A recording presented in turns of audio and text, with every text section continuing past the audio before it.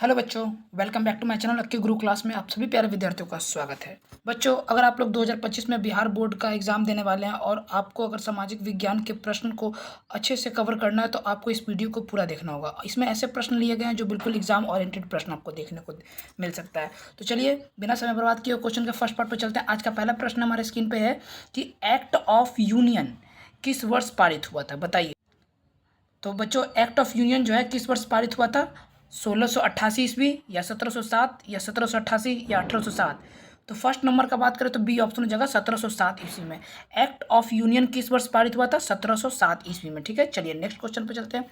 अगला प्रश्न है कि सेडेबो के युद्ध में किसकी पराजय हुई थी? प्रसा की, सेडर्निया की, ऑस्ट्रिया की, नेपुल्स की? बताइए। तो बच्चों, इसका राइट आंसर हो जाएगा आपका दूसरा का हो जाएगा राइट आंसर, ऑस्ट्रिया की। किसकी? ऑस्ट्रिया की युद्ध जो है वो पराजय हुई थी सेडेवो के युद्ध में। ठीक है, चलिए तीसरा प्रश्न देखिएगा।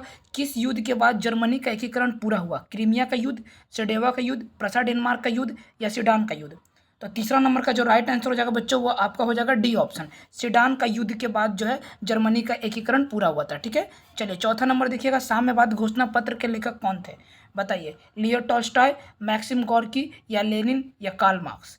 तो 4 नंबर की बात करें तो बच्चों डी ऑप्शन हो जाएगा। ठीक है, साम्यवाद की घोषणा पत्र किसके लेखक थे? Karl Marx. चलिए पांचवा प्रश्न देखिएगा। श्रीलंका में सत्ता की साझेदारी से संबंधित कथनों में निम्नांकित में कौन सा सही है?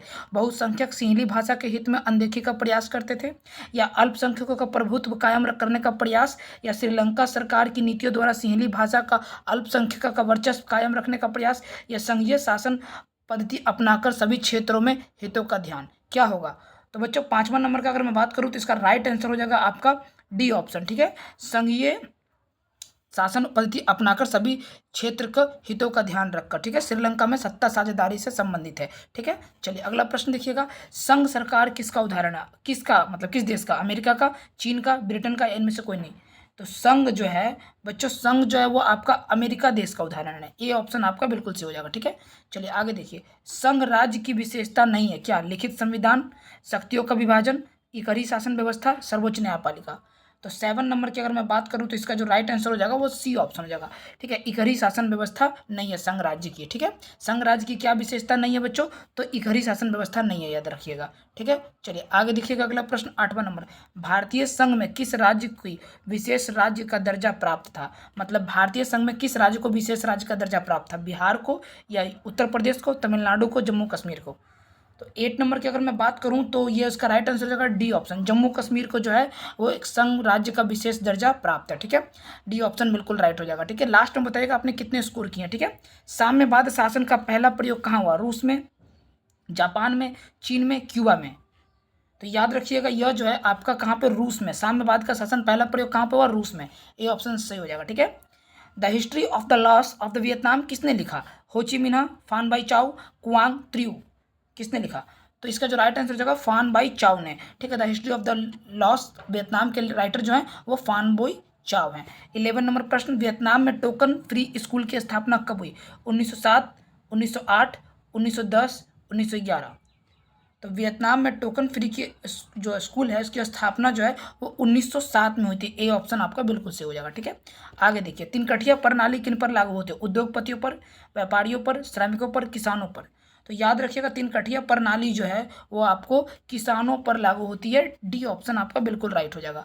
आगे देखिए अगला प्रश्न है 13 नंबर। भारतीय जनता पार्टी का मुख्य प्रेरक सिद्धांत क्या है? बहुजन समाज, क्रांतिकारी लोकतंत्र, सांस्कृतिक राष्ट्रवाद, आधुनिकता? तो भारतीय जनता पार्टी का मुख्य प्रेरक सिद्धांत जो है वो सांस्कृतिक राष्ट्रवाद है। ठीक है, सी ऑप्शन आपका बिल्कुल सही हो जाएगा। ठीक है, चलिए आगे देखिएगा बच्चों। अगला प्रश्न आपके स्क्रीन पे है कि इनमें से कौन एक राजनीतिक दलों को चुनौती नहीं है? विकल्पहीनता, दलों में पैसा और आपराधिक तत्वों का प्रवेश, या वंशवाद, या सक्रिय सदस्यता? बताइए। तो 14 नंबर की अगर मैं बात करूं तो जो है सक्रिय सदस्यता जो है ये एक वंशवाद राजनीतिक दलों की चुनौती नहीं है। डी ऑप्शन आपका बिल्कुल राइट हो जाएगा। ठीक है, चलिए आगे देखिए। इसका कौन निर्धारण करता है कि कौन दल क्षेत्रीय है या राष्ट्रीय है? ये बात कौन निर्धारण करता है? सभी राजनीतिक दलों की बैठक, या राष्ट्रपति, या निर्वाचक आयोग, या सर्वोच्च न्यायालय? बताइए। तो 15 नंबर की अगर मैं बात करूं तो इसका सी ऑप्शन बिल्कुल हो जाएगा। निर्वाचन आयोग जो है यह निर्धारण करता है कि कौन क्षेत्र दलीय है, क्षेत्रीय है, या राष्ट्रीय है। ठीक है, सी ऑप्शन बिल्कुल राइट हो जाएगा। 16 नंबर प्रश्न देखिएगा। 1915 में भारत की अस्थायी सरकार का काबुल में अध्यक्ष किसे घोषित किया गया? लाला हरदयाल को, बरकतुल्ला को, महेंद्र प्रताप को, इनमें से किसी को नहीं। तो 16 नंबर की बात करें तो सी ऑप्शन बिल्कुल सही हो जाएगा। महेंद्र प्रताप को 1915 में भारत का अस्थायी सरकार का काबुल में अध्यक्ष घोषित किया गया था। 17 नंबर प्रश्न की ओर बढ़ते हैं। ठीक है, वल्लभ भाई पटेल को सरदार की उपाधि किस किसान आंदोलन के द्वारा दी गई थी? बारदोली, अहमदाबाद, खेरा या चंपारण? तो 17 नंबर की अगर मैं बात करूं तो इसका ए ऑप्शन बिल्कुल सही होगा। बारदोली सत्याग्रह के दौरान जो है वो बारदोली आंदोलन के दौरान सरदार वल्लभ भाई पटेल को क्या की गई थी? सरदार की उपाधि दी गई थी। ठीक है, याद रखिएगा। 18 नंबर प्रश्न, इंग्लैंड में औद्योगिक क्रांति किस उद्योग से आरंभ हुई? वस्त्र उद्योग से, लौह उद्योग से, खान उद्योग से या परिवहन उद्योग से? तो याद रखिएगा 18 नंबर की अगर मैं बात करूं तो ए ऑप्शन हो जाएगा, वस्त्र उद्योग से इंग्लैंड में औद्योगिक क्रांति आरंभ हो गई थी। ठीक है, आगे देखिए 19 नंबर, स्पिनिंग जेनी का आविष्कार किसने किया था? हम्फ्री डेवी ने, जॉन ने, हेम्स हारग्रीव्स ने या जेम्स वाट ने? स्पिनिंग जेनिंग का आविष्कार जो है वो याद रखिएगा बच्चों, जेम्स हारग्रीव्स ने किया था। ठीक है, ये सी ऑप्शन आपका बिल्कुल राइट हो जाएगा। आगे देखिए, निम्नलिखित में कौन औद्योगिक क्रांति का कारण नहीं था? धर्म सुधार आंदोलन, राजकीय संरक्षण, कृषि क्रांति, वैज्ञानिक आविष्कार? तो बच्चों अगर 20 नंबर की बात करें तो इसका जो राइट आंसर हो जाएगा, धर्म सुधार आंदोलन जो है औद्योगिक क्रांति का कारण नहीं था। 21 नंबर देखिएगा, पाटलिपुत्र किस समय में मगध की राजधानी बनी? अजातशत्रु के समय, उदयन के समय, चंद्रगुप्त मौर्य के समय या अशोक के समय? तो 21 नंबर की अगर मैं बात करूं बच्चों तो इसका जो जाएगा सी ऑप्शन बिल्कुल राइट हो जाएगा, चंद्रगुप्त मौर्य। बच्चों मैं आपसे एक बात करूंगा कि क्लास 10th और 12th की क्लास जो है अब से रेगुलर चैनल पे आएगी और फिर से ये जो चैनल एक्टिव हो चुका है बच्चों। ठीक है, लास्ट समय के लिए जाना जाता है, बिल्कुल लास्ट समय में बच्चों में ये चैनल सिर्फ उन्हीं बच्चों का जिनका पढ़ाई एवरेज हो रखा है, अच्छा खासा नहीं है, बस उसी के लिए लास्ट टाइम में आपको ये एक डूबते हुए के तिनके का सहारा है। ठीक है, तो जो भी बच्चे अगर जिनका लग रहा है कि तैयारी बेस्ड नहीं है वो इस चैनल को सब्सक्राइब कर बेल आइकन घंटी प्रेस कीजिएगा, सिर्फ इसलिए ताकि आने वाली हर एक क्लास आपको बिल्कुल आसानी से मिल जाए। ठीक है, हर बार लगातार क्लास में वीडियो अपलोड होते रहेगा बच्चों, जिससे आपका स्टडी बूस्टर होता चला जाएगा। ठीक है, तो चलिए नेक्स्ट क्वेश्चन पे चलते हैं। आगे देखिए, लोकतंत्र की उपलब्धि में सबसे अधिक सहायक क्या है? अशिक्षा, निर्धनता, विकास, विषमता? तो 22 नंबर की अगर मैं बात करूं तो इसका सी ऑप्शन हो जाएगा, विकास। लोकतंत्र की उपलब्धि में सबसे अधिक सहायक क्या है? विकास। ठीक है, आगे देखिए, इनमें कौन लोकतंत्र के परिणामों के मूल्यांकन का सही आधार है? बताइए। तो यह जो है इसका राइट आंसर हो जाएगा आपका, बताइए। लोकतंत्र का मूल शासन है, या लोकतंत्र में समय और धन का अपव्यय होता है, या लोकतंत्र में विविधता का साम्राज्य है, या लोकतंत्र एक उत्तरदायी शासन व्यवस्था है?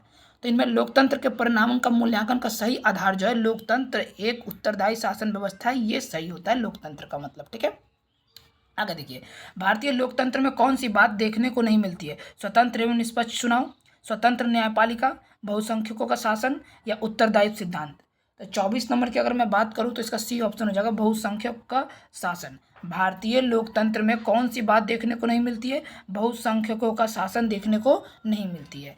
आगे देखिए, प्रत्यक्ष लोकतंत्र स्थापित करने वाले देश स्विट्जरलैंड में महिलाओं का मताधिकार मतलब वोट देने का, राइट टू वोट देने का अधिकार जो है स्विट्जरलैंड में महिलाओं को कब मिला? 1965 में या 1961 में या 1971 में या 1981 में?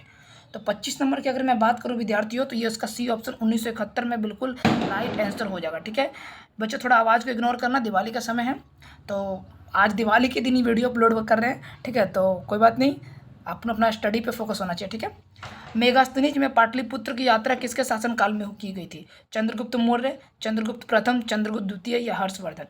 तो मेगास्थनीज ने पाटलिपुत्र के समय जो है वो बच्चों चंद्रगुप्त मौर्य के समय में जो है वो यात्रा की थी। ठीक है, याद रखना। आगे देखिए 27 नंबर प्रश्न की ओर बढ़ते हैं। पास्ता सिसिली इटली किनके द्वारा ले जाया गया? बताइए। तो यह जो है ले जाया गया आपका अरबों के द्वारा, यानी कि बी ऑप्शन आपका बिल्कुल सही हो जाएगा। ठीक है, 28 नंबर, आलू अकाल किस देश में हुआ था? England, Ireland, Spain, America? तो याद रखिएगा आलू अकाल जो है वो आपका आयरलैंड में हुआ था। ठीक है, बी ऑप्शन आपका बिल्कुल राइट हो जाएगा। मेरा यही मकसद है, बिल्कुल कम समय में आपको ज़्यादा से ज़्यादा प्रश्न करवा दूंगा। ठीक है, यही मेरा टारगेट रहेगा। कॉर्न लॉ किस देश में पारित किया गया था? फ्रांस में, जर्मनी में, रूस में, ब्रिटेन में?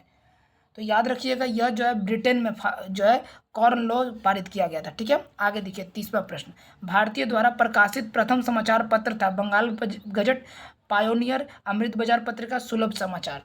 तो यह जो है राइट आंसर हो जाएगा बंगाल गजट, यानी कि ए ऑप्शन बिल्कुल सही हो जाएगा। 31 नंबर, क्षेत्रवाद की भावना का दुष्परिणाम होता है? राष्ट्रीयता, एकता, विधि का शासन, अलगाववाद या अपने क्षेत्र के प्रति विशेष अभिरुचि? इसका जो राइट आंसर हो जाएगा अलगाववाद। ठीक है, क्षेत्रवाद की भावना का दुष्परिणाम यही होता है अलगाववाद। सी ऑप्शन आपका राइट हो जाएगा। 15वीं लोकसभा चुनाव में पूर्व लोकतंत्र महिलाओं की भागीदारी थी कितनी? 10%, 15 या 33 या 50? बताइए बच्चों। जितना भी प्रश्न मैं करवा रहा हूँ एग्जाम के पॉइंट ऑफ व्यू से वेरी वेरी इंपॉर्टेंट क्लास है। ठीक है, तो इसलिए पूरे प्रश्न को जरूर करिएगा आप लोग। तो इसका जो है ए ऑप्शन बिल्कुल सही हो जाएगा 10%। ठीक है, आगे देखिए। एक समाजवादी अर्थव्यवस्था में सर्वाधिक बल दिया जाता है आर्थिक स्वतंत्रता पर, उत्पादन कुशलता पर, लोक कल्याण पर या अधिकतम लाभ अर्जित पर? तो याद रखिएगा विद्यार्थियों, 33 नंबर का आपका लोक कल्याण यानी कि सी ऑप्शन बिल्कुल सही हो जाएगा। ठीक है, लोक कल्याण पर। आगे देखिए, निम्नलिखित में कौन मिश्रित अर्थव्यवस्था की विशेषता है? निजी क्षेत्र, सार्वजनिक क्षेत्र, ए और बी दोनों सही है या इनमें से कोई नहीं? तो याद रखिएगा ये बच्चों, मिश्रित अर्थव्यवस्था उसे कहते हैं जिसमें निजी क्षेत्र और सार्वजनिक क्षेत्र दोनों सम्मिलित, यानी कि सी ऑप्शन आपका बिल्कुल राइट हो जाएगा। ठीक है, 35 नंबर देखिएगा। स्वतंत्रता प्राप्ति के बाद भारत का मुख्य आर्थिक उद्देश्य क्या था? तीव्र आर्थिक विकास, उत्पादक रोजगार सृजन, निर्धनता निवारण या उपयुक्त सभी? तो बच्चों डी ऑप्शन बिल्कुल सही हो जाएगा। स्वतंत्रता जब हमारा देश आज़ाद हुआ था ना, तो उसका मुख्य उद्देश्य था तेजी से विकास किया जाए, रोजगार को बढ़ावा दिया जाए और जो गरीबी को दूर किया जाए, इसलिए डी ऑप्शन बिल्कुल राइट हो जाएगा। ठीक है, 36 नंबर। प्रिंटिंग प्रेस सबसे पहले भारत के पुर्तगाली धर्म प्रचारकों द्वारा कब लाया गया था? 15वीं सदी में, 16वीं सदी में, 17वीं सदी में या 18वीं सदी में?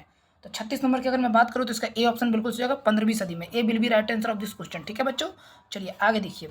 लो अयस्क किस संसाधन वर्ग में शामिल है? नवीकरणीय, अजैव, अनवीकरणीय, मानवकृत? लो अयस्क किस संसाधन वर्ग में शामिल है? तो याद रखिएगा अनवीकरणीय, यानी कि सी ऑप्शन आपका बिल्कुल राइट हो जाएगा। लो अयस्क किस संसाधन वर्ग में शामिल है? अनवीकरणीय में। ठीक है, आगे देखिए। निम्नलिखित में कौन रबी फसल है? धान, गेहूं, कला, केला, चाय? तो याद रखिएगा बच्चों, रबी फसल जो है, गेहूं जो है वो रबी फसल है। सी बी विल बी आपका right answer of this question. ठीक है, चलिए आगे देखिए बच्चों। सबसे गहरी खारे जल की झील जो है वो कौन है? मृत सागर, बैकाल, चिल्का, यूरेन? तो याद रखिएगा सबसे गहरी जो है वो आपका मृत सागर जो है, यानी ए ऑप्शन आपका बिल्कुल राइट हो जाएगा। A will be right answer of this question. ठीक है, समझ गए बच्चों। चलिए नेक्स्ट क्वेश्चन देखते हैं। 40 नंबर। भारत में राष्ट्रीय आय की गणना के सर्वमान्य प्रमाणित संस्था है? केंद्रीय सांख्यिकी संगठन, केंद्रीय सतर्कता आयोग, केंद्रीय योजना आयोग, भारतीय रिजर्व बैंक? तो 40 नंबर का जो है इसका राइट आंसर हो जाएगा आपका केंद्रीय सांख्यिकी संगठन। A will be right answer of this question. बच्चों आप सभी को मेरे तरफ से, आप सभी को हैप्पी दिवाली, दिवाली की ढेर सारी शुभकामनाएं। बच्चों आशा करते हैं कि आज की इस वीडियो में जो है 40 क्वेश्चन ही रहने देते हैं, कवर करते हैं। अगले पार्ट में पार्ट 2 वीडियो कर लेंगे और आपसे लगातार जो है अच्छे अच्छे क्लास जो है आपको देखने को मिलेंगे। इसलिए आपसे अनुरोध है कि चैनल को सब्सक्राइब कर बेल आइकन घंटी प्रेस कीजिएगा और अपने कम से कम एक ग्रुप में जरूर शेयर कीजिएगा। ठीक है, अब से आपके एग्जाम तक जो है ये चैनल आपकी ग्रुप क्लासेस आपके साथ बिल्कुल कंधे से कंधे मिला के खड़ा रहेगा। ठीक है, ये बात ध्यान रखिएगा आप लोग। तो बस आज के लिए इतना ही, मिलते हैं अगले वीडियो में। तब तक अपना ख्याल रखिए। बाय बाय, टेक केयर, जय हिंद, जय भारत, स्वस्थ रहिए, मस्त रहिए।